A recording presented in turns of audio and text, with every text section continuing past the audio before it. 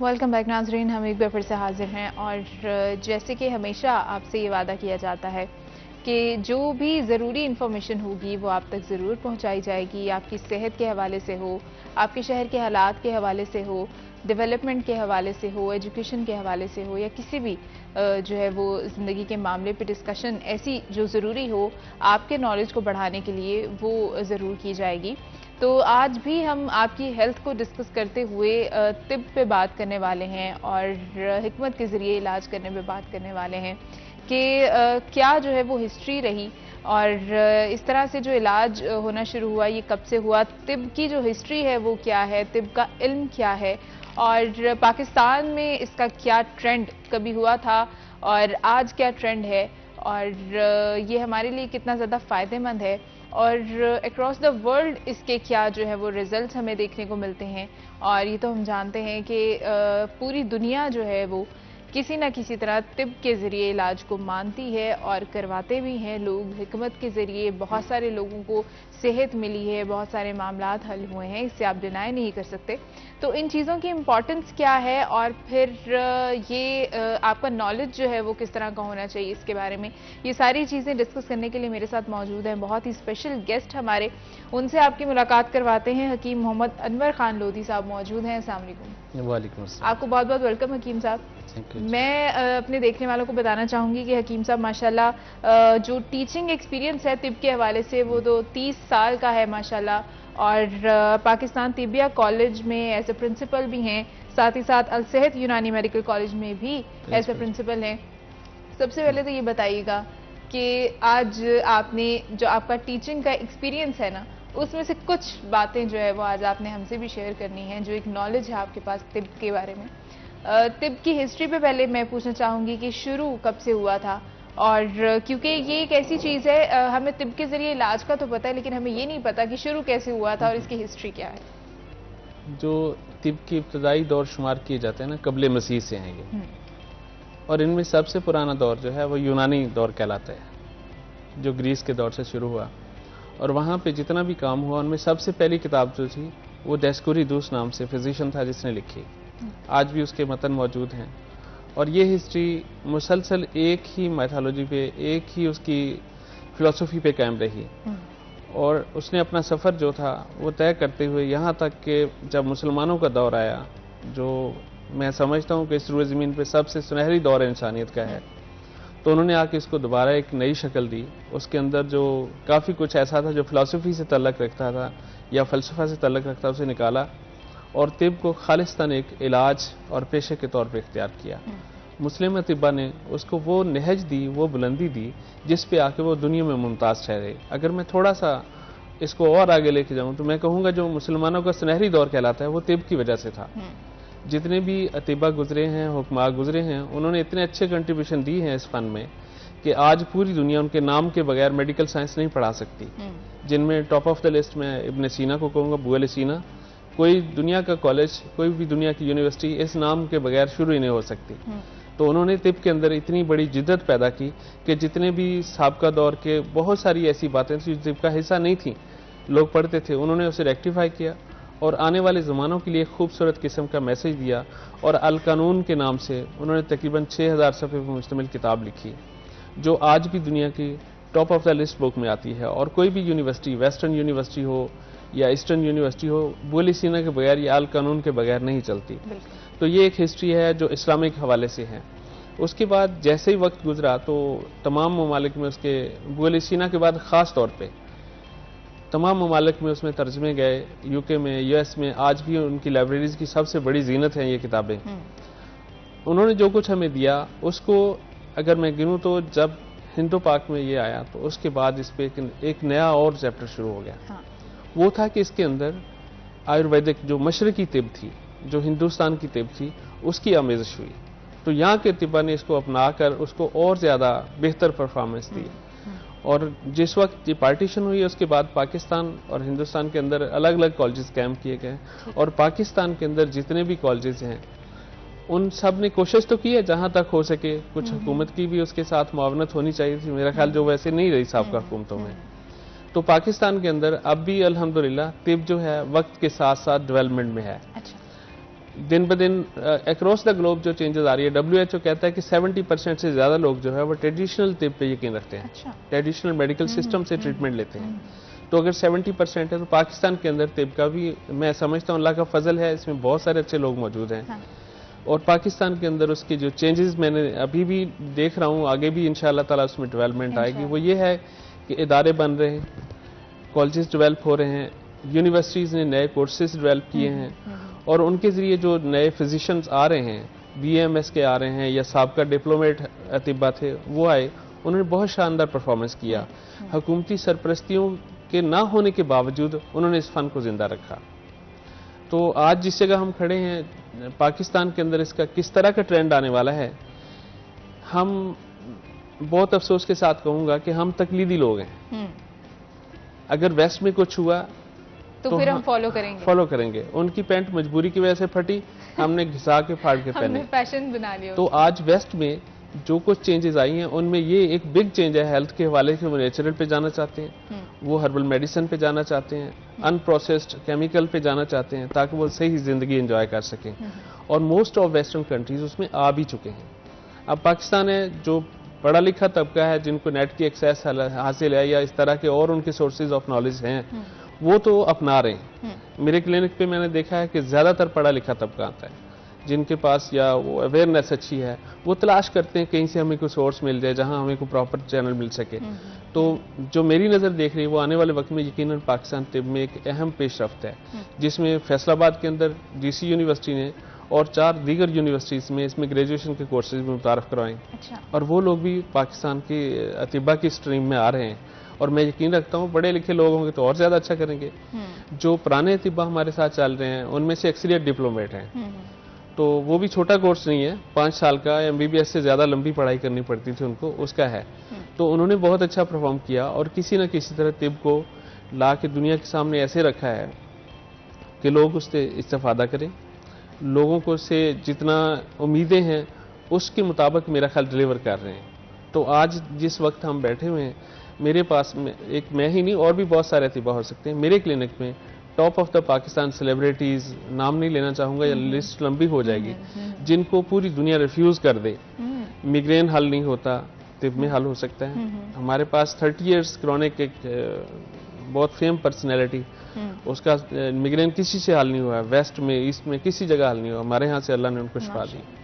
इसी तरह जब डायबिटिक कंडीशन है, पूरी दुनिया कहती लाइलाज है, इंसुलिन 150 यूनिट पर डे, 6-7 गोलियां, और फिर भी अच्छा नहीं होता, तो तिब में बहुत अच्छा उसका हल हो जाता है। हमारे यहाँ इंसुलिन लगे हुए पेशेंट की तादाद 80% है जो इंसुलिन रिमूव हो जाती है।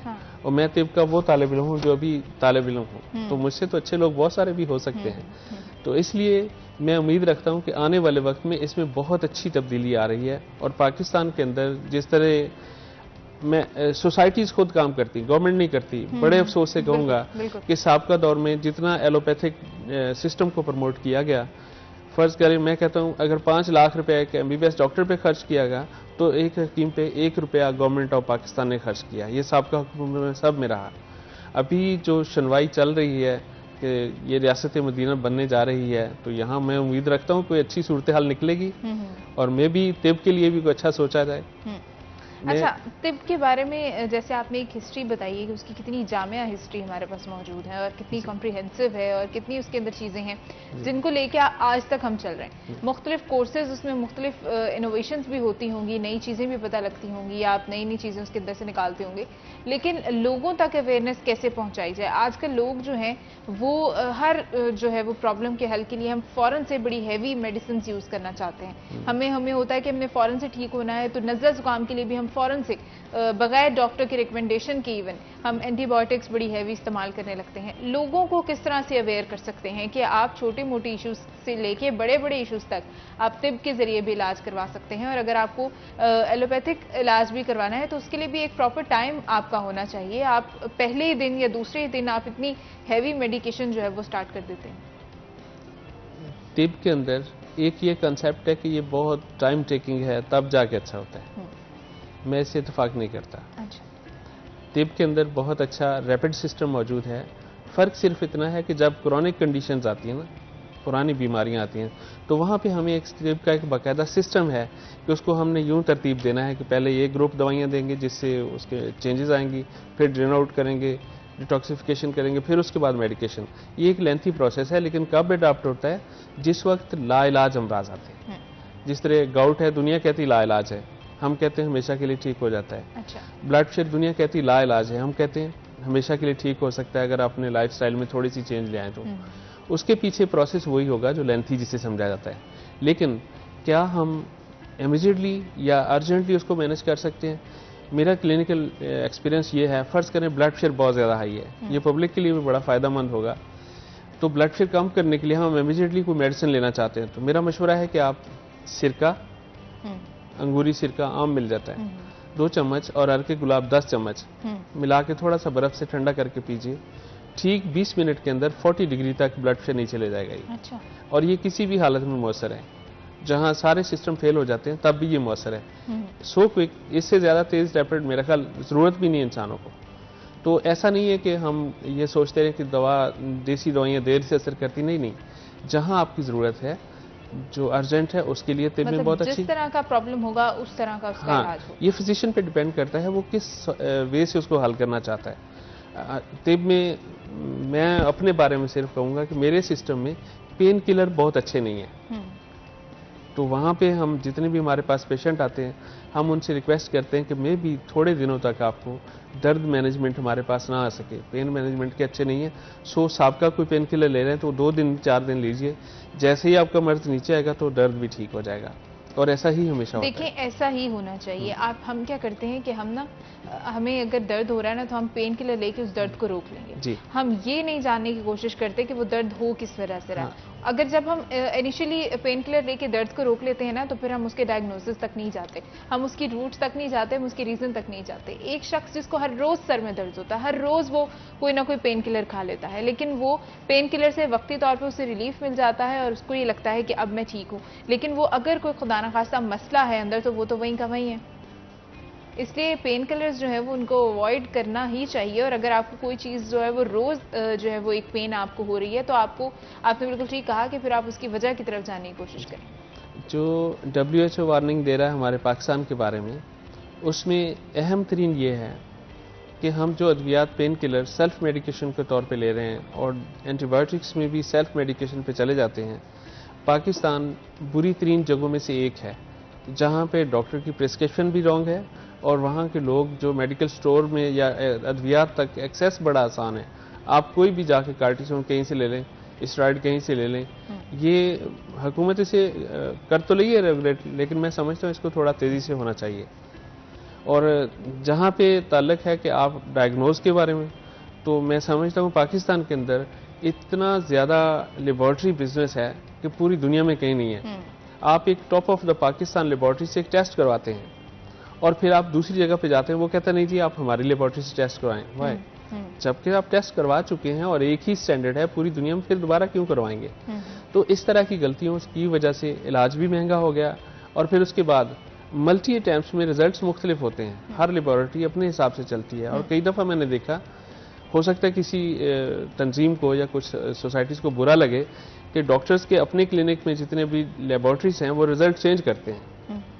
बल्कि बड़ी लेबॉर्ट्रीज पे भी ये इल्ज़ाम रहा है किसी ज़माने में कि वो रिजल्ट चेंज करते हैं, जो असल है उससे बदल देते हैं। अच्छा। तो इस तरह के बुरे हालात में डायग्नोसिस में ज़्यादा कन्फ्यूजन आएगी। जो मेडिकल टेस्ट अवेलेबल हैं, मैं अतिबा से भी कहूँगा वो उस पर डिपेंड करें और उसको अडॉप्ट करें और उसके अंदर जितनी भी मुमकिनात हैं उनको इख्तियार किया जाए। और दूसरा, अवामुन्नास को भी ये चाहिए कि वो प्रॉपरली एक डायग्नोस्टिक सिस्टम में जाएं, ना कि वो अपने तौर पे मेडिकेशन या सेल्फ मेडिकेशन या पेन किलिंग पे जाएं। बिल्कुल सही है हकीम साहब। जो सेल्फ मेडिकेशन है उसको तो हमारे हर तरह का तबका जो है वो उसको रोकने की कोशिश कर रहा है। हमारे एलोपैथिक डॉक्टर्स भी जो है वो जब भी प्रोग्राम में आते हैं तो सबसे ज़रूरी बात वो ये कर रहे होते हैं कि लोग सेल्फ मेडिकेशन को अवॉइड करें, खुद से जो है वो कुछ ना कुछ करना, खुद से इलाज करना। आपको ज़रूर अपनी तरफ कॉन्शियस होने की ज़रूरत है, लेकिन आप उसके लिए किसी सही बंदे के पास सही टाइम के अंदर पहुँचे। एक चीज़ और होती है हकीम साहब कि हमें कोई प्रॉब्लम अपने अंदर फील होती है तो हम क्या करते हैं, हम उसको डिले करते जाते हैं। उसमें एक फॉर्म हमने ये डिस्कस की कि हमने पेन किलर खाई, वक्ती रिलीफ आया, बात छोड़ दी। ये हमारी हमारा जो है वो एक रिवायत की तरह से बन जाता है। अच्छा, और वो लोग बड़े फखरिया अंदाज में कह रहे होते हैं कि नहीं जी नहीं, हमें कोई दवाई की जरूरत नहीं है, हमें कोई जल्दी से इलाज की जरूरत नहीं होती, हमारा immune system strong. No doubt कुछ लोगों का इम्यून सिस्टम स्ट्रांग होता है, उनको जल्दी से जो है वो कोई बीमारी इफेक्ट नहीं कर रही होती, लेकिन इन द लॉन्ग रन वो कोई ना कोई इफेक्ट अपना छोड़ जाती है। तो ये भी कोई बहुत बहादुरी नहीं है कि हम जो है वो बीमार रहते तो हम डॉक्टर के पास नहीं जाते या हम किसी को चेक नहीं करवाते। इस पे लोग ऐसा क्यों करते हैं? डिले क्यों आता है? लोग ऐसा क्यों करते हैं? मेरा तजुर्बा ये है कि लोगों के वसाइल और जो मेडिकल के एक्सपेंडिचर्स हैं, लेबॉर्ट्रीज़ के हों, मेडिकेशन हो या कंसल्टेंसी फीस हो, ये लोगों को रोकता है कि वो डॉक्टर से कंसल्ट ना करें। इवन दो लोग टेस्ट करवाने से अवॉइड कर रहे होते हैं कि मुझे कुछ भी नहीं निकलेगा और मेरे सिर्फ पैसे ज़ाया होंगे।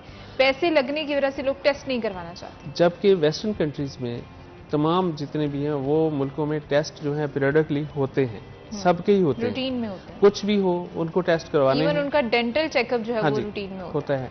तो पाकिस्तान के अंदर इन चीज़ों की ज़रूरत है कि जो मेडिकल सिस्टम है या हेल्थ केयर प्रोवाइडर्स जो हैं वो पब्लिक की दस्तरस में होने चाहिए। उनके लिए वो इतना अच्छा होना चाहिए कि लोग उसे अवॉइड ना करें।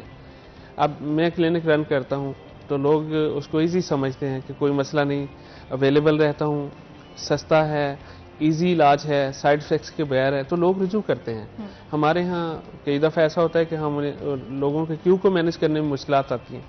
तो लोग जिस तरह बदल रहे हैं, वहाँ मेरा मशवरा है अवामन नास से भी कि उनको चाहिए कि वो उन लोगों के पास रुजू करें जो वाक़तन क्वालिफाइड लोग हैं, अनपढ़ लोगों के पास ना जाएं। कई दफ़ा रैपिड एक्शन मेडिसिन के तौर पे हमारे अतीबा भी, मैंने भी खुद देखा है, इस पे एलिगेशन है कि एलोपैथिक अद्वियात इस्तेमाल करते हैं, लेकिन हकीकत ये है कि बहुत सारे लोग ऐसा नहीं करते। दो अमराज में अंग्रेजी अद्वियात मिक्स करने का मेरे सामने है, मैं चाहे आप इसे मैं ही अपने आप को नेगेट कर रहा हूँ। एक सांस के मुतल्लिक जो हकीम इलाज देते हैं ना अस्थमा के ट्रीटमेंट के लिए, एक वहाँ पे गड़बड़ है, और एक जोड़ों के दर्द के लिए जो इलाज जो प्रोवाइड करते हैं ना, इन दोनों में स्टेरॉइड यूज़ करते हैं। और उनमें से मेरा तजुर्बा है फैसलाबाद जोन में तो ख़ास तौर पे 80% ऐसे हैं जिनके पास ना कोई सर्टिफिकेट है, जिनके पास ना कोई एक्सपीरियंस है, ना ही किसी किस्म की उन्होंने किसी इदारे से तालीम हासिल की है। अब अवामुन नास का ये इख्तियार है वो कहाँ जाना चाहते हैं। मेरे क्लिनिक में बहुत दफ़ा ऐसे पेशेंट आते हैं कि फ़लाँ जगह से पुड़ियाँ लेके आए थे और वो खाते हैं तो ठीक हो जाते हैं, और साथ ही उनका वज़न बढ़ गया, उनके चेहरे पफ हो गए। अब मैं उनसे कहता हूँ कि आप इसको कैसे मैनेज करेंगे? वो स्टीरॉइड्स होते हैं, है ना? हाँ जी, आप बिल्कुल ठीक कह रहे हैं, वो रंग बिरंगी पुड़ियाँ। हाँ जी। हकीम साहब, एक चीज़ और है ना कि वो जब उन स्टीरॉइड से क्योंकि रैपिडली आप ठीक हो जाते हैं क्योंकि वो स्टीरॉइड्स हैं, तो आपको लगता है कि ये डॉक्टर बहुत अच्छा है। फिर क्या करना है कि ये नहीं कि सिर्फ उस डॉक्टर के पास आप दवाई लेने जाते हैं, आप अपने हर मसले के लिए उस डॉक्टर के पास जाते हैं। मैंने बड़े पढ़े लिखे लोग भी ऐसे देखे हैं कि जिन्होंने एक डॉक्टर रखा हुआ है। ठीक है, आपका फैमिली डॉक्टर होना is not a bad thing, लेकिन आप क्या करते हैं कि आपके अगर आंख में मसला है तो भी आपने उस डॉक्टर के पास जाना है, अगर आपको पेट का मसला है तो भी आपने उसी डॉक्टर के पास जाना है, आपके कान में इशू है तो भी आप वहीं जा रहे हैं, आपके सर में इशू है, आपको किडनी का इशू है तो भी आप उसी के पास जा रहे हैं। मतलब आप हर मसले के लिए, इवन दांतों के मसले के लिए आप उस डॉक्टर के पास जा रहे हैं। तो ये मेरे ख्याल से कि शदीद अफसोस वाली बात है कि आप क्यों अंडरस्टैंड नहीं करते कि अगर ऐसी बात हो, एक ही डॉक्टर जो है या फिर एक ही शख्स जो है वो हर बीमारी का हल जो है वो कर सकता हो, तो फिर स्पेशलाइजेशन करने की क्या जरूरत थी? जो जनरल प्रैक्टिशनर का कंसेप्ट है ना जीपी का, वो ये है कि आप फैमिली केयर के लिए उसके पास जाते हैं। हाँ। लेकिन उसकी ये जिम्मेदारी है कि वो उसको डायग्नोज करे, करके अगर उसके मुताल्लिक नहीं तो रेफर कर दे। हाँ। हमारे पास बहुत दफ़ा फ़र्ज़ करें मेरे पास किडनी स्टोन के लिए लोग रुजू करते हैं, हर तिब में मशहूर है कि गुर्दे की पथरियाँ हल हो जाती हैं। अब मैं देखता हूँ उसका साइज़ जो है वो 2 cm चला गया हुआ है या 1.5 cm का, तो ये तो हल नहीं होगी मुझसे। तो हम उनको मशवरा देते हैं प्लीज़ आप इसको अदरवाइज में सर्जरी में चले जाएं, लिथोट्रिप्सी में चले जाएं, या और कोई मेथड इख्तियार करें जिससे आप सेफली इसको रिमूव कर सकें। इसी तरह और काफ़ी सारे अमराज हैं, जैसे बड़े साइज के ट्यूमर्स हैं और बहुत सारे सर्जरी होनी है, वो फिर आपको रेफर करने पड़ेंगे। तो एज अ जनरल प्रैक्टिशनर मेरी ये रिस्पॉन्सिबिलिटी है कि लोगों को मैं देखूं, देखने के बाद अगर उनका हल किसी भी अच्छी जगह से हो सकता है, मुझसे ज़्यादा बेहतर है, तो मुझे वहाँ भेजना चाहिए। तो यहाँ पे प्रैक्टिशनर कसूरवार है कि वो उन लोगों को अपने ही चुंगल में फंसाए रखे, चाहे वो एलोपैथिक हो या हर्बल हो या होम्यो हो, किसी भी तरह उनको ऐसा नहीं करना चाहिए। मुझे अपनी लिमिट्स को मेंशन करना चाहिए कि मेरा दायराकार कहाँ तक है, मेरा अप्रोच कहाँ तक। मैं काफ़ी सारे मेरे पास अमराज हैं जिनका मेरे हल नहीं है, तो जैसे ही वो पेशेंट आते हैं तो हम उनको कहते हैं कि सॉरी ये मेरे पास हल नहीं है, आप इसके एक्सपर्ट्स के पास जाएं, ये एक हालत है, उसको डायग्नोज करके जो मेरे तजुर्बे में वो बता दिया, बिल्कुल, उसके बाद आप इनसे रुजू करें। अच्छा, इसका मतलब ये है कि हकीम साहब जहाँ पर एलोपैथिक के अंदर बहुत सारे क्वैक्स शामिल हैं, क्वैकरी बहुत ज़्यादा रही है और अब तो उस पे हेल्थ डिपार्टमेंट की तरफ से काफ़ी चेक एंड बैलेंस शुरू कर दिया गया, तो वहीं पर बहुत सारे इस तरह के आपके जो है वो तिब के इलाज में भी बहुत सारे क्वैक्स जो हैं वो यकीनन होंगे और वो भी सोसाइटी में जो है वो अपना काम करते नजर आ रहे हैं। तो हमें लोगों को थोड़ा सा इस वक्त कॉन्शियस होने की जरूरत है कि आपने अपनी हेल्थ से रिलेटेड अगर किसी बंदे के पास जाना है तो आपको क्या क्या चीजें चेक करके जाना होगा। अभी एक ब्रेक के बाद हम दोबारा हाजिर होंगे, नाजरीन हमारे साथ रहिएगा।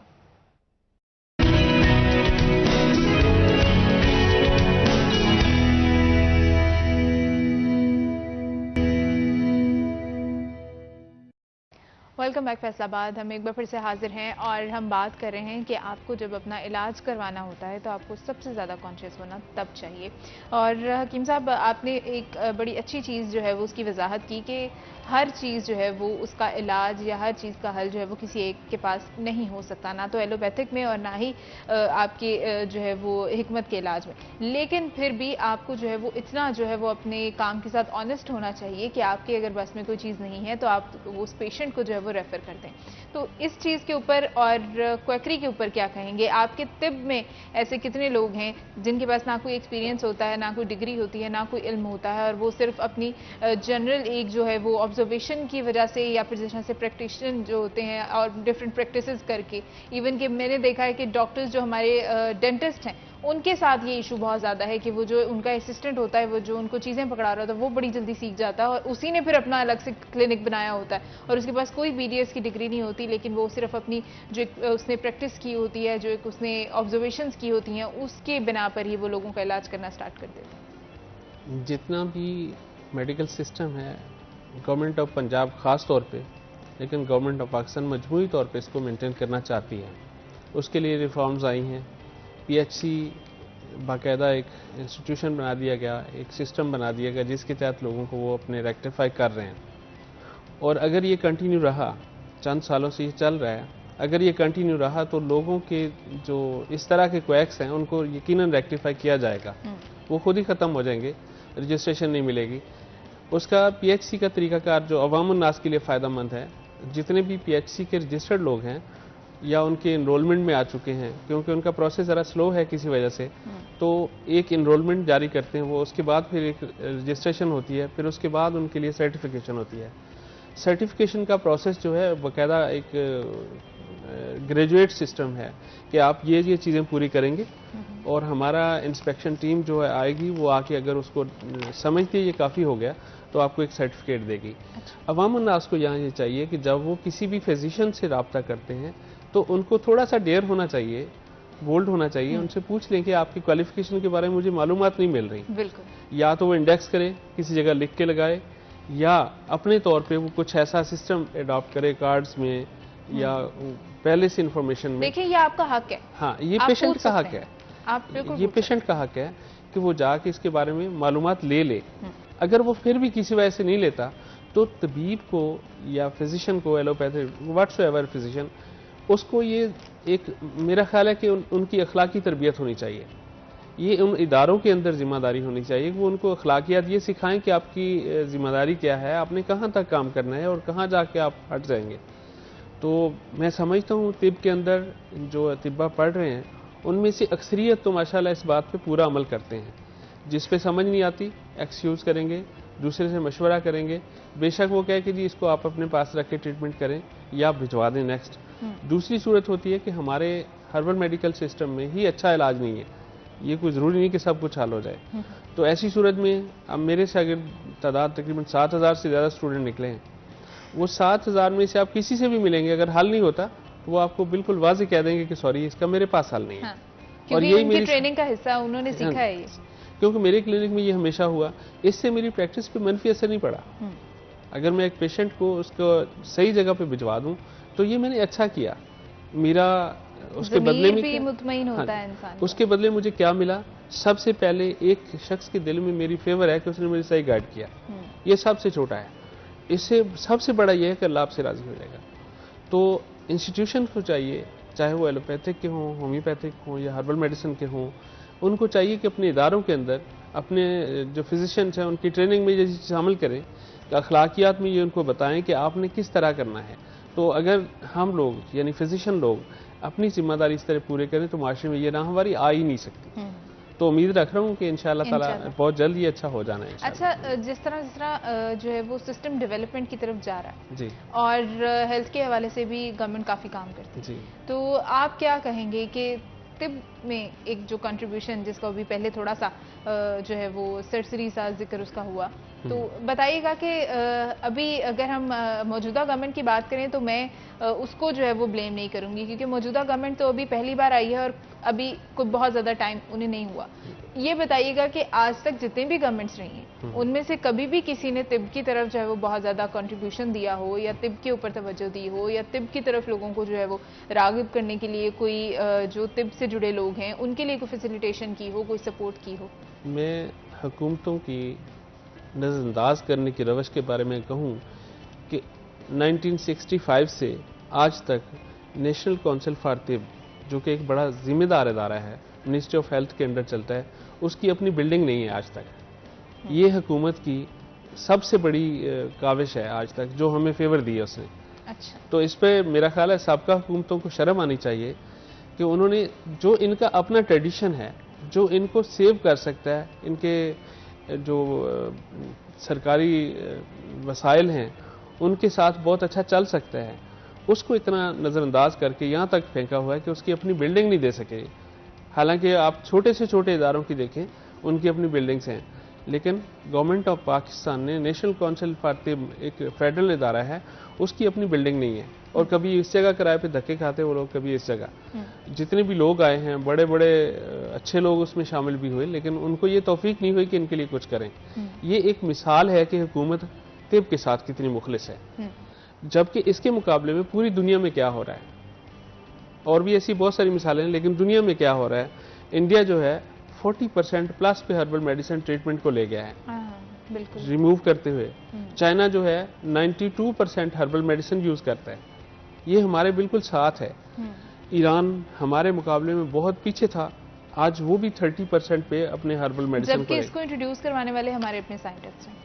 ये तो वही बात आ गई कि जिस तरह से इस्लामिक टीचिंग्स आपके लिए जो है वो आई सबसे पहले, वैसे तो पूरी इंसानियत के लिए हैं, लेकिन आपने उनको फॉलो करना छोड़ दिया और पूरी दुनिया उनको फॉलो करते हुए तरक्की कर रही है। तो वही चीज यहाँ पे भी है कि तिब का इलाज जो है वो आपके अपने मुसलमान साइंटिस्ट ने शुरू किया था और आप जो है वो उससे पीछे और बाकी दुनिया उससे फायदा उठा रही है। मैं मिसाल देना चाहता हूँ, पिछले दिनों मुझे करंट मिनिस्टर थे, नाम नहीं लेना चाहता, उन्होंने अपने इलाज के लिए मुझे कॉल किया। तो जब मैं गया हूँ तो मेरे सामने बैठ के तिब के बारे में बहुत सारी उन्होंने मनफी बातें की। तो मैंने सुना, क्योंकि ये हर शख्स का हक है जो उसके जहन में वो कहे तो सही, इज़हार राय। बिल्कुल। तो उसने सब कुछ कह लिया। मैंने कहा जी आपका ये मुकम्मल हो गया? कह रहा जी मैं सबसे पहले ये है कि मैं आपके पास बैठा हूँ, आपने मुझे बुलाया है, तो आप तिब पे यकीन रखते हैं या आपकी ये ज़रूरत है? दूसरा, जितना कुछ भी कहा है ये आपका 1970 से पहले दौर का हकीम है, इसको आप निकाल दें। आज के ज़माने में बहुत बड़ी चेंज आ रही है। आज की दुनिया में अतिबा जो हैं वो मॉडर्न नॉलेज, इंटरनेट एक्सेस, पूरी दुनिया की यूनिवर्सिटी में छपने वाले पेपर्स सब तक एक्सेस रखते हैं, और जितने भी स्कॉलर्स आर्टिकल आते हैं नेट पे अवेलेबल हैं, NPC पे अवेलेबल हैं, वो सब लोग पढ़ते हैं। तो आज वो दौर नहीं है। अब वो मेरे सामने, जिस वक्त मैंने उनको डिटेल किया कि पाकिस्तान के अंदर बीबा के नाम से एक नई लेबॉर्ट्री आ रही है जिसका मैं मेंबर हूँ वफाकी मोहसिब में, और इसी तरह ड्रैब पहले एक काम कर चुका है, बहुत शानदार रेक्टिफिकेशन है, पूरी दुनिया के अंदर वो चेंज लेके आ सकता है पाकिस्तानी मुकाम और मर्तबे के लिए कि हमने ये अच्छा काम किया। तो जितनी भी चेंजेस हम देख रहे हैं पूरी दुनिया में, हम उनको इख्तियार करें तो बहुत कुछ लेके आ सकते हैं। लेकिन हुकूमत पाकिस्तान, ख़ास तौर पर साबका हुकूमतें, उन सब ने नज़रअंदाज किया, हमें पीछे छोड़ा। इसके बावजूद कि हर हुकूमत ने पीछे छोड़ा, अवाम के दिलों में तिब की पजीरा इतनी शानदार है कि आज भी अतिबा के क्लिनिक्स पे रश रहता है, मतलब पे रश रहता है। इसका मतलब है कि लोगों की ये ज़रूरत है कानूनी फितरत ये है कि जब किसी चीज़ की ज़रूरत हो, सारी दुनिया मुखालफत में उतर आए, वो फिर भी जिंदा रहेगी और तिब भी ऐसी जिंदा रही है। तो अभी जो मौजूदा वक्त में जो मैं मिनिस्टर का जिक्र कर रहा था, तो उनसे मैंने एक सवाल पूछा, मैंने कहा आप तिब की मुखालफत कर रहे हैं जबकि आपकी हैसियत सरपरस्त की है और आपको ये अंदाजा ही नहीं कि आप अपने पाँव पे खुद कुल्हाड़ा मार रहे हैं। किस वजह से? आज में थोड़ी देर के लिए फर्ज करें आपके मुल्क में शुगर की और दिल के अमराज की दवाइयां बंद कर दें, ब्लड प्रेशर की, बिल्कुल, हाँ जी, दिल के अमराज की दवाइयां बंद कर दें, तो आपकी अशराफिया सड़कों पे एड़ियां रगड़ के मरेगी। आपके पास क्या मुतबादल है? आप रिस्पॉन्सिबल शख्स हैं, आपको इसके लिए सोचना चाहिए, आपको अपने सोर्सेज में काम करना चाहिए। पाकिस्तान के अंदर इतनी सारी कीमती अद्वियात हर साल टनों में उगती हैं, बर्बाद हो जाती हैं, कोई शख्स उनको प्रोसेस करने वाला नहीं है। एक सिलीबियम मैरियनम पौधा है, ये पाकिस्तान में तकरीबन 60,000 टन उगता है, 60,000 टन। अच्छा। और हम इंपोर्ट करके पाकिस्तान में उसके $मिलियन के बदले में लेके आते हैं और यहाँ पे कोई उसको प्रोसेस नहीं करता। काज क्या है कि गवर्नमेंट उस पर तवज्जो नहीं देती, गवर्नमेंट सेक्शनाइज नहीं कर रही कि आपको क्या करना है। जिस चीज़ की रविश आ गई उसके पीछे चलते चले गए। अभी सिलीबियम के बारे में पाकिस्तान में 6 कंपनियां हैं जो उसके एक्सट्रैक्ट को पाकिस्तान में लिवर प्रोटेक्शन के लिए यूज़ करती हैं और सारी की सारी इम्पोर्टेड है। अच्छा। और पाकिस्तान में उगता है, मर जाता है। अभी इसी तरह एक CBD ऑयल है, ये बनता तो हेम्प से है, ये कैनाबिस से, तो वर्ल्ड वाइड उसकी इतनी बड़ी डिमांड है। एंटी कैंसर मेडिसिन है, एंटी डिप्रेसेंट है, well being top of the list medicine है। पाकिस्तान के अंदर हेम्प मेरा ख्याल है 20,000 टन सिर्फ इस्लामाबाद के गिरदोनवा में उगती है होगा। और हर साल उग के मर जाती है, कोई शख्स उसका कलेक्टर नहीं है। तो गवर्नमेंट इस पे थोड़ी सी तवज्जो दे, लोगों को किसी तरह उसमें इन्वॉल्व करे, पाकिस्तान में इस्तेमाल नहीं हो, एक्सपोर्ट कर दें। इस वक्त उसका जो प्योर रेट है 1 किलोग्राम पाकिस्तान में तकरीबन 40 लाख रुपए पर किलोग्राम तक चला जाता है अगर वो प्योर हालत में है। तो थोड़ा बहुत कमी बेशी के साथ, यानी कि अवेयरनेस की कमी जो है वो सिर्फ आवाम में ही नहीं है, वो हमारी गवर्नमेंट्स में भी है। गवर्नमेंट तो आपके अपने रिसोर्सेज, आपके अपने जो है वो चीजें, उनके बारे में आपको नहीं पता। मैं एक मिसाल देता हूँ, हमारे पास जो सबसे बड़ी तादाद पेशेंट्स की आती है वो है पहले शुगर या ब्लड प्रेशर हुआ, फिर दूसरे को मैनेज किया, फिर किडनी फेलियर में चले गए। अब इसके अंदर एलोपैथिक में कोई प्रॉपर ट्रीटमेंट मौजूद नहीं है। तमाम लोग लगातार डायलिसिस पे रहेंगे या दवाई खाते रहेंगे, ब्लड प्रेशर की दवाई, सुबह होते ही ब्लड प्रेशर की दवाई खाएंगे। जबकि पाकिस्तान में एक पौधा उगता है गैलियम हेपारिन, ये लोकल हर्ब है और ये भी इतनी ज़्यादा उगती है कि हम इकट्ठी नहीं कर सकते, इतनी ज़्यादा होती है। ये उसको 100% सॉल्व करती है। हमारे पास 60% क्लिनिक में सिर्फ इसी नोयत के पेशेंट्स का चलता है। यहाँ मेरे पास रिसेंटली एक पीर साहब हैं, बड़ा नाम है उनका। अच्छा। तो उन्होंने 40 साल तक शुगर की मेडिकेशन ली है। खसूसियत यह है कि 40 साल में कभी भी पाकिस्तान से दवाई नहीं खरीदी और कभी भी पाकिस्तानी डॉक्टर से मशवरा नहीं किया। अच्छा। इंग्लैंड के डॉक्टर हैं, गोरा उनका फिजिशियन है, उनसे ही मशवरा करना है, उन्हीं की सजेस्टेड मेडिसिन वहीं से आनी है। अब आफ्टर 40 ईयर्स उसकी हालत ये हो गई कि पाँव स्वेल कर गए, क्रेटेनिन बढ़ गया, यूरिया बढ़ गया और शुगर जो है, कभी उनके पास जो डिवाइस थी वो 700 तक रीड करने वाली थी। यानी कि वो इतनी ज्यादा हो जाती थी कि वो 700, उसमें भी मैंने देखा एरर और हाई लिखे हुए आ रहे थे। तो इस तरह के हालात में अब क्या किया जा सकता है वहाँ पे, जबकि मेडिसिन भी टॉप की है, फिजिशियन भी टॉप का है। तो इस हालत में मेरे पास मेरे दोस्त हैं, वो लेके आए कि जी इनके बारे में। तो मैंने जो हमारे सिस्टम में तिब का सदियों से वो खासा है, मेरा ज़ाती नहीं है, रिसर्च सदियों से, मैंने उसे ज़रा रेक्टिफाई किया और मॉडर्नाइज किया। तो ट्रीटमेंट शुरू किया। 1 महीना और 10 दिन के बाद हमने उनके दोबारा टेस्ट करवाते रहे, वैसे लगातार 1 महीना 10 दिन के बाद टेस्ट किए हैं। तो शुगर जो थी उसके अंदर HbA1c टेस्ट है, ये 3 महीने का टेस्ट आम लोग कहते हैं इसको, ये 5.3 था, जबकि कभी भी 14 से नीचे नहीं आया उनका। अच्छा। तो सारे लोग कह रहे हैं कि ये कैसे हो सकता है। तो मुझे उन्होंने रिपोर्ट्स उसकी सेंड की। मैंने कहा जी आप एहतियातन किसी अच्छी लेबॉर्ट्री से, वेल नोन लेबॉर्ट्री से टेस्ट करवाएं, ऐसा लग रहा है कि इसमें शायद अच्छा नहीं है। हालांकि मुझे पता था ऐसा ही होना है, लेकिन मैं उनकी तसल्ली चाहता था। तो उन्होंने 2 दिन बाद टेस्ट करवाए किसी अच्छी लेबॉर्ट्री से, तो उस पर वो पहले से भी नीचे आ गया। तो मैंने ही उनको मना किया था कि आप इंटरनेशनली फ्लाई ना करें, आपका हालत ठीक नहीं है, इस वजह से खराबी आ सकती है। जब मैंने टेस्ट देखे मैंने कहा जी आप अपने शेड्यूल को मेंटेन करें। उन्होंने यूके जाना था, कोई फंक्शन था उनका, तो जब वहाँ गए तो उसी डॉक्टर से उन्होंने दोबारा मिलना भी था। तो उन्होंने अपने टेस्ट रखे जो यहाँ से करवाए थे, तो डॉक्टर ने कहा कि ये कैसे हो सकता है, आप हो ही नहीं सकता, पफीनेस एडीमा पूरे बॉडी पे ये रिमूव हो गया, ये कैसे हो सकता है। उन्होंने कहा जी हमने वहाँ हमारे हकीम साहब हैं तो उनसे इलाज लिया है ट्रेडिशनल मेडिसिन में। तो रिपोर्ट्स देखी, उसने कहा नहीं मैं दोबारा टेस्ट करवाना चाहता हूँ, मुझे थोड़ा इत्मीनान हो जाएगा। एक लंबी रकम खर्च करके फिर वहाँ टेस्ट करवाए और जब टेस्ट करवाए तो वो पहले से भी बेहतर थे, यहाँ से भी। तो उसने जब 5.2 HbA1c देखा ना, तो उसने कहा ये पॉसिबल नहीं है, ये मतलब जाहिर है कि उसमें बड़ी शिफा है। और हम गलती कहाँ कर रहे हैं, इस तरह की मौसर तरीन हर्ब्स को हम कभी कलेक्ट ही नहीं करते। और जुल्म ये है, मैं समझता हूँ कि हमारे तिब्बा के भी इसमें कसूर है।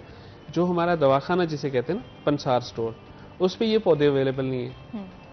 पूरी दुनिया में चेंज ये आ रही है कि एक एक पौधे के ऊपर रिसर्च मिलती है, आप उस पर जाएं। जैसे एलोपैथिक में तासीर के बारे में समझा जाता है कि दवाई खिलाएं ठीक हो जाएगा, ऐसा ही हर्ब्स के बारे में अभी रिसर्च आ रही है कि फलां चीज़ें दें फौरन ठीक करेगा। तो हमें चाहिए इस तरह के जदीद नॉलेज वो अवाम तक भी पहुँचाएँ, और जो स्टोर वाले हैं दूसरे हैं। और मैं हुकूमत से अगर इस्तदा करूँ कि कॉलेजेस के अंदर डिप्लोमेट के अलावा, डिप्लोमेट को भी कंटिन्यू रखें, उसके अलावा कुछ पंसार वालों के लिए भी कोर्सेज मुतारफ। बिल्कुल सही। और भी बहुत कुछ डिस्कस करेंगे एक ब्रेक के बाद। नाज़रीन हमारे साथ रहिएगा।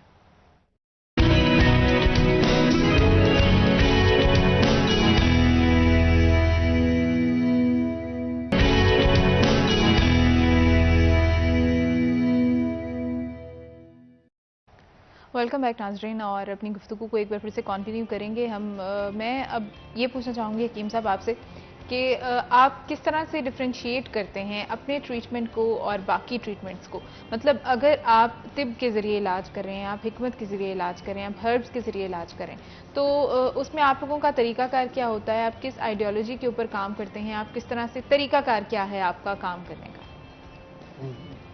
तिब जो है ना, ये दुनिया का वाहद हेल्थ केयर सिस्टम है जिसकी एक बाकायदा फ़िलासफ़ी है जो हिट एंड ट्रायल पे मबनी नहीं है, और ये सदियों से एक जैसा ही चलता है। इंसानों के लिए सदियों से एक जैसे रिजल्ट्स दिए, सदियों से इंसानियत इसके हाथों शफा याब हुई और सदियों से नुकसानात से भी महफूज रही है।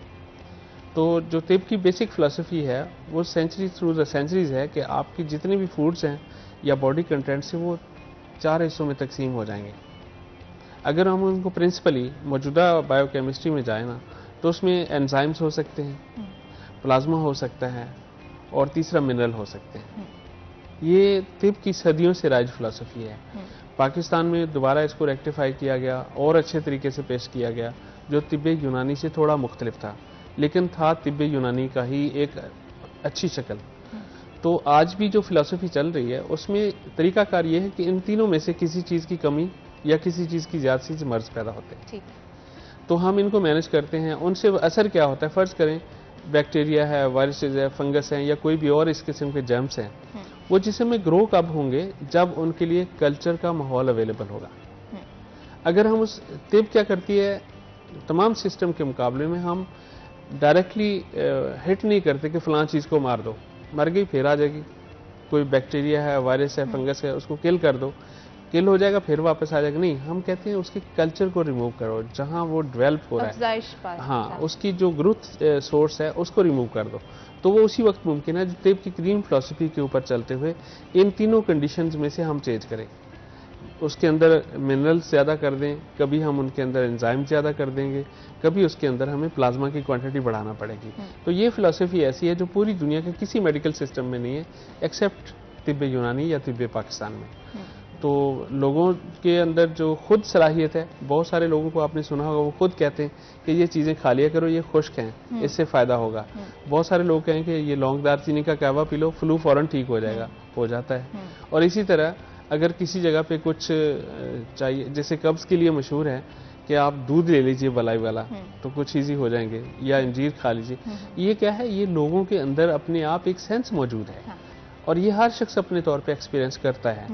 और मेरा ख्याल है कि ये तिब की सबसे बड़ी क्रेडिट की बात है जो पूरी दुनिया में नहीं है, यही उसका डिफरेंशिएशन उसूल है। अभी मेडिकल साइंस में जितने रिसर्च वर्क आ रहे हैं, टेस्ट आ रहे हैं, उनमें मेरे क्लिनिक में अब डायग्नोस्टिक टूल है। हम आँख के सफ़ेद हिस्से को स्कैन करते हैं, स्क्लेरा को स्कैन करते हैं, उसके अंदर जो खून के वेसल्स हैं उनसे हम अखज़ करते हैं कि माजी क्या है, मौजूदा हालत क्या है और आने वाले वक्त में क्या खतरात हैं। तो ये पूरी दुनिया में पहले नहीं है, ये मेरा है। लेकिन तिब में नब्ज़ देखना सदियों से राज है और बहुत सारे अच्छे अतिबा आज भी नब्ज़ देख के बहुत अच्छी तशखीस करते हैं और कई दफ़ा बड़े सारे टेस्ट फेलियर में चले जाते हैं। मेरे पास डीजी हेल्थ साइंसेज जो आए, चाह रहे थे वो अपने साथ शामिल करना, उसी वजह से मैं वफाकी मुझसे में गया हूँ। तो उन्होंने कहा कि आप अपने बारे में जो लोग मुझे कह रहे थे उसके बारे में मुझे क्या बताएंगे, मुझे क्या मसला है। तो मैंने उनका वो स्कैन किया, मैंने कहा जी आपने कभी शुगर टेस्ट कराई? कह रहे मैंने परसों करवाई है। मैंने कहा कितनी थी? कह रहे जी खाने के बाद 125। मैंने कहा सर आपका टेस्ट ठीक नहीं है, आपको शुगर के साथ कम से कम 1 साल हो गया, इससे ज़्यादा ही हो गया होगा, आप दोबारा टेस्ट कराएं। कह रहे जी मैंने पिम्स से टेस्ट कराया, सबसे अच्छा हॉस्पिटल है। मैंने कहा सर नहीं, मेरे तशखीस में ये आ रहा है कि आपकी शुगर बढ़ी हुई है और वो कम से कम 1 साल से बढ़ी हुई है। कह रहे कैसे फैसला होगा? मैंने कहा सर टेस्ट से, क्योंकि हम जो कह रहे हैं वो कोई ऐसा तो अफसाना है नहीं जिसे हम प्रूव नहीं कर सकते, टेस्ट पे जाएं। तो कह रहे हैं ठीक है मैं जाकर आऊँगा। हमारी निश्चित से चले गए इस्लामाबाद, जाके उन्होंने दोबारा टेस्ट कराया HbA1c, तो वो निकला 9। मैंने उनको बताया था कि 8+ है। तो मुझे फ़ोन किया, कह रही है अपने पास ही आपने मुझे डाल दिया HbA1c, पहले तो मेरा नॉर्मल था। मैंने कहा सर नहीं, आपके टेस्ट में गलती है, किसी वजह से भी हो सकती है। उस वक्त शुगर कम हो सकती है जब आपने कुछ खाया ही नहीं होगा, आप उसे रैंडम समझ रहे हैं, फास्टिंग जैसी हालत होगी, जबकि आपका प्रॉब्लम है। उसके बाद फिर उनको ख्याल आया कि नहीं ये तो बहुत अच्छा सिस्टम है कि डायग्नोज में भी एक डिफरेंट आइडिया मौजूद है। नब्ज़ बहुत शानदार, स्किन से ऑब्जर्वेशन बहुत, तो आप आंखों से कर रहे हैं? ये मेरा पहला दुनिया में सिस्टम है जो हम स्क्लेरा से स्कैन करते हैं, आंख के सफेद हिस्सा से। आयरेडोलॉजी पे पहले बहुत सारे क्लिनिक मौजूद हैं दुनिया में, लेकिन स्क्लेरा पे मेरा पहला है और मेरे कुछ शागिर्द हैं जो उस पर अभी शुरू कर रहे हैं। तो उसमें हमें बहुत आसानी होती है, जिस्म के अंदर पुराने पेचीदा अमराज की सही निशानदेही हो सकती है, मौजूदा वक्त में जो चल रहे हैं उनका भी बहुत सही अंदाज़ा हो सकता है। तो हम तो यही चाहेंगे कि जो हमारा बेसिक फ़र्क है वो अवामुन्नास उसको फॉलो करती है। अवामुन्नास के जहन में खुश्की, सर्दी, गर्मी का तस्वर मौजूद है और आज खुद हल कर लेते हैं। बहुत सारे लोगों को पता है फलां अमराज में ये नहीं खाना चाहिए, बाज आते हैं। तो यही हमारे सिस्टम की सबसे बड़ी सदाकत भी है, यही फ़िलासफ़ी है, अब मॉडर्न एज में जा रही है। तो इंशाअल्लाह ताला आने वाले वक्त में और जिद्दतें आएंगी और वक्त इसको रेक्टिफाई कर। अच्छा ये बताइएगा कि जो जैसे अभी आप बात कर रहे थे कि आपके शागिर्द भी हैं, हाँ जी, तो नए आने वालों का, हमारी यूथ का, हमारी नई जनरेशन का कितना इंटरेस्ट है इस तरफ? बहुत अच्छा स्पिरिट है, बहुत अच्छा स्पिरिट है। मैंने देखा है कि तालिब इल्म जो आते हैं उसमें मैं ज़ाती तौर पर भी कोशिश करता हूँ कि उनके अंदर वो स्पिरिट मिले उनको, जिससे आगे निकले। अभी पिछले कल के लेक्चर में मैंने अपने तलबा को ये बताया कि आप एक पहला पीरियड था, ये नए साल के सेशन का पहला पीरियड था। तो मैंने उनको समझाया कि आप आज तबीबी तौर पे सोच रहे हैं कि एक तबीब हैं, लेकिन आप एक तबीब से बढ़कर और भी बहुत कुछ हैं। सबसे पहले आप एक पाकिस्तान के एसेट हैं, उसके बाद एक और थोड़ा सा अगर मैं वसी ले जाऊँ तो आप उम्मत के वो फ़र्द हैं जिन पे मुझे फ़ख्र होना चाहिए। तो आप इस जाविये को मद्देनज़र रखें। अगर मेरे जैसा बंदा आके यहाँ पे ये देता है कि वेस्टर्न कंट्रीज़ के गोरे मेरे पास अगर इलाज के लिए रुजू करते हैं और मेरे इस टूटे हुए चेयर पे बैठ के इलाज के लिए तरजीह देते हैं, तो मेरे पास कुछ है और आपके पास तो टाइम है, आप उसको प्रूव करें, आप दुनिया में साबित करें दुनिया से बेहतर हैं। क्योंकि ये तिब जो है उलूम मुसल्लमा में से एक है। उलूम मुसल्लमा वो हैं जिनको सब दुनिया मानने पे मजबूर है। मजहब को नहीं मानेगी कोई बात नहीं, तिब को मानेगी।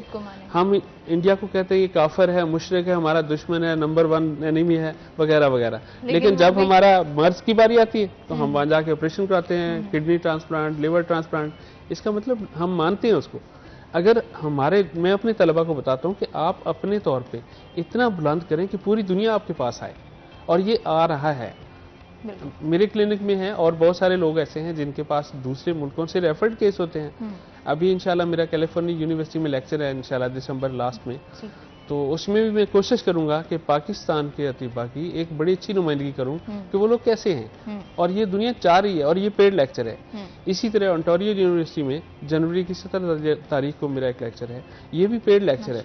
दुनिया चाह रही है हमें जानना, लेकिन हमारे पास भी कुछ होना चाहिए जो दुनिया को हम बता सकें। नेचुरल्स जो है ना, उनकी तरफ दुनिया दोबारा से पलट रही है। इतनी आर्टिफिशियल हो गई है हमारी दुनिया कि अब हम वापस नेचर की तरफ जाने की कोशिश करें, और इंसान जब नेचर से ऑपोजिट चलता है तो तभी सारे प्रॉब्लम्स होते हैं।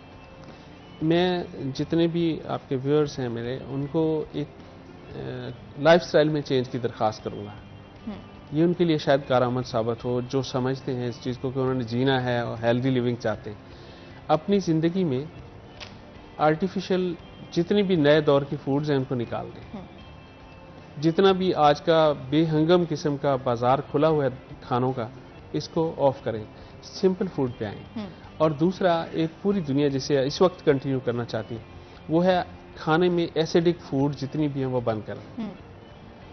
एक टर्म इस्तेमाल होती है हेमा एसिडोसिस, यानी खून का रद्द-ए-अमल तेजाबी हो जाना।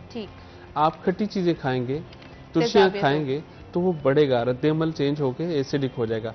और जब खून का रद्द-ए-अमल तेजाबी हो जाएगा तो अमराज आपके इंतजार में नहीं, आपके अंदर चले जाएंगे। फिर जो भी अंदर आएगा उसको डेवलपमेंट का मौका मिलेगा। बिल्कुल ठीक, यानी कि आपका लाइफस्टाइल जो है वो आपको ठीक करने बहुत बढ़िया, नेचुरल की तरफ आ जाए। बहुत शुक्रिया हकीम साहब आपका, आपने इस प्रोग्राम को अपना कीमती वक्त दिया। और अपने नाजरीन का भी बहुत बहुत शुक्रिया अदा करना चाहूंगी और ये रिक्वेस्ट भी करूंगी कि अपने लाइफस्टाइल को थोड़ा सा चेंज करें, नेचुरल जो है वो अपने लाइफस्टाइल को करें। और अभी हमें इजाजत दें, कल फिर आपसे मुलाकात होगी। अपना बहुत सारा ख्याल रखिएगा। खुदा हाफिज।